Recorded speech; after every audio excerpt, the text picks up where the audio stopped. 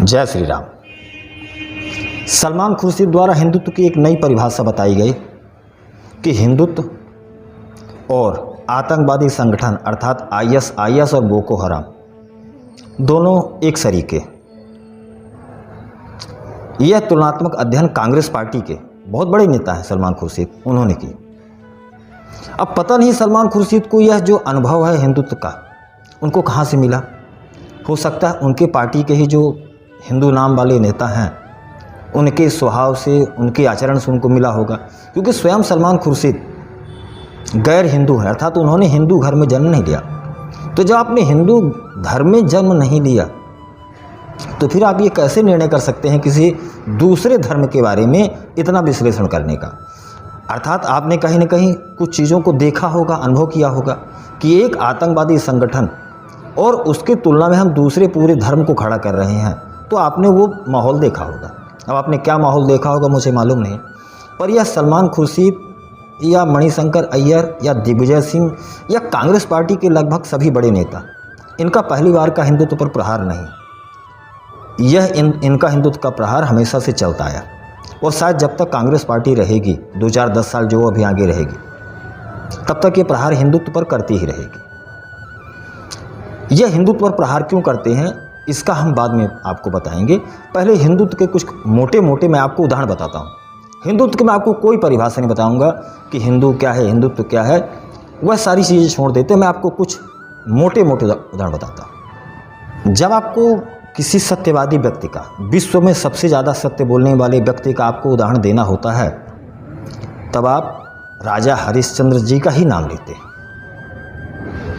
जब आपको किसी त्यागी पुरुष का, जब आपको उदाहरण देना होता है कि सबसे बड़ा त्याग किसने किया, तो आपको महर्षि दधीची का ही उदाहरण देना पड़ता है, जिन्होंने अपनी स्वयं की हड्डी वृत्तासुर नामक राक्षस के वध करने के लिए दान कर दी, ताकि उनकी हड्डियों से अस्त्र शस्त्र बन सके और वृत्तासुर नामक राक्षस का वध हो सके। जब आपको अतिथि सेवा का उदाहरण देना होता है कि सबसे अच्छी अतिथि सेवा किसने करी, तब आपको राजा मोरध्वज की ही याद आती है। जब आपको लोक कल्याण की बात याद आती है और आपको उदाहरण देना होता है, तब आपको राजा भगीरथ जी का ही आपको लोक कल्याण का उदाहरण देना पड़ता है।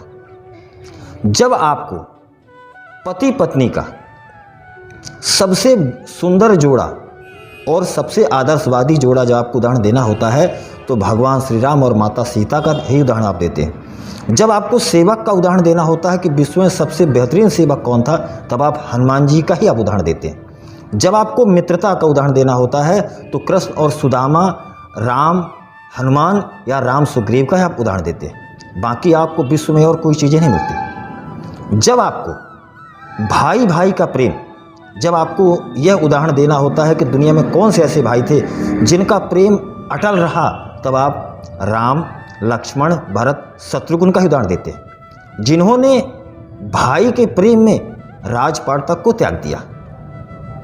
जब आपको अपने माता पिता की सेवा का उदाहरण देना होता है, तब आपको श्रवण कुमार या भगवान श्री राम ही याद आते हैं। जब आपको शौर्य का उदाहरण देना होता है, तब भगवान श्री राम, हमारे छत्रपति शिवाजी महाराज, महाराणा प्रताप, पृथ्वीराज चौहान और अनेकों चंद्रगुप्त जैसे महान वीर योद्धाओं का ही आपको उदाहरण देना होता है, तब आप कहीं नहीं ढूंढ पाते।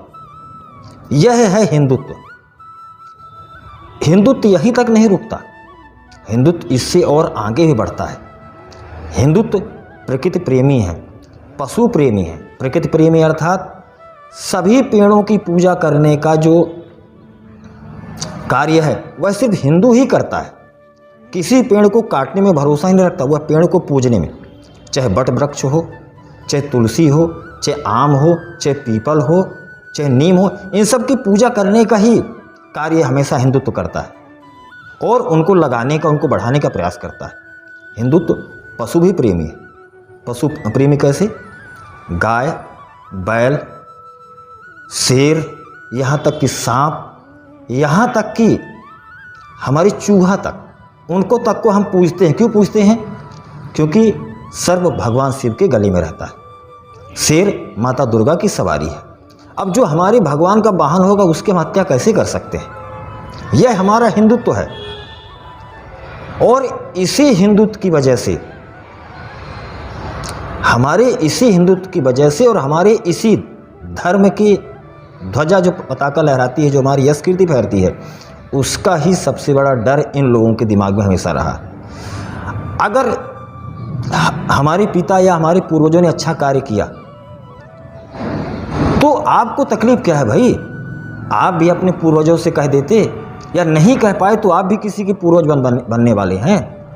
आप भी तो किसी के पूर्वज बनने वाले हैं, आपकी पीढ़ियाँ आएगी तो आप भी वैसा श्रेष्ठ उदाहरण दीजिए, आप भी श्रेष्ठ कार्य करिए, ताकि आपको हिंदुत्व पर लांछन लगाने की जरूरत ना पड़े। लेकिन आप वैसा नहीं कर सकते ना, क्योंकि आपके अंदर वो क्षमता है ही नहीं। कांग्रेस पार्टी का इतिहास आज से नहीं, भगवान राम के अस्तित्व को नकारने का उसका 2007 में राम सेतु को भी नकारना, इसके पश्चात राम मंदिर जो हमारा बन रहा है अभी, उसमें इन्होंने 22 वकीलों की फौज लगा दी ताकि यह कैसे भी करके रुके। और कपिल सिब्बल ने तो 2019 के चुनाव से पहले कह दिया था कि राम मंदिर का कार्य रोक देना चाहिए, यह जो कोर्ट में पड़ा हुआ है कहीं इससे भाजपा को फायदा ना हो जाए।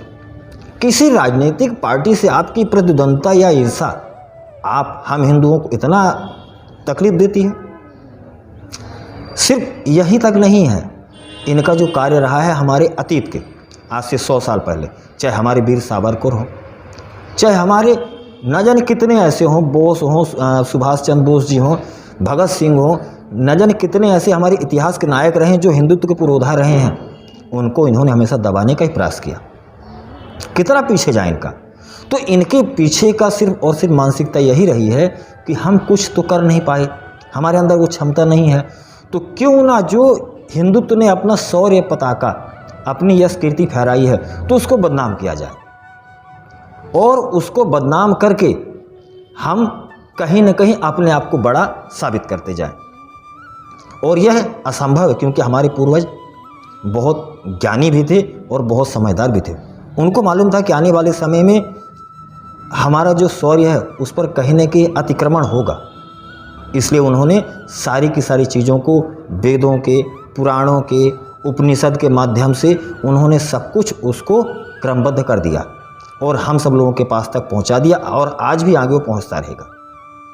तो हिंदुत्व यह है, और आपकी जलन हमेशा ऐसे बराबर बनी रहेगी। अगर आप हिंदुत्व के बराबर कार्य नहीं कर पाते हैं तो इसमें ना मेरा दोष है, न मेरे हिंदुत्व का दोष है। जय श्री राम।